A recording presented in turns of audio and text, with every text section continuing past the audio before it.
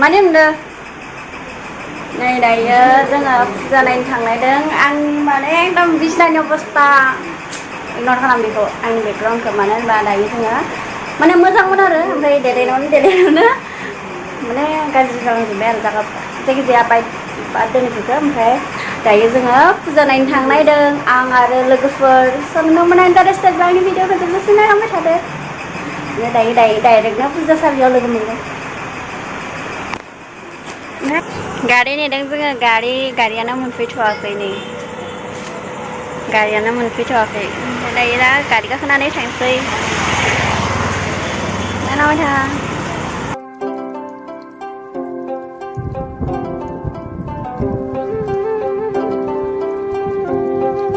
सफैबाय फुजाथिलियाव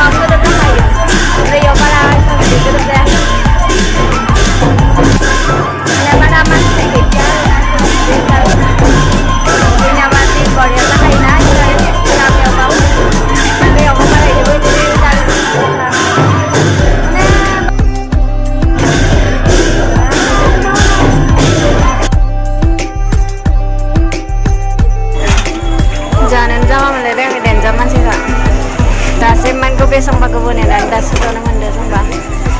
फैबायलै रुमाव फैबाय जोङो बारा इन्टारेस्ट नाङा बेनिखायनो बारा इन्टारेस्ट नाङाखै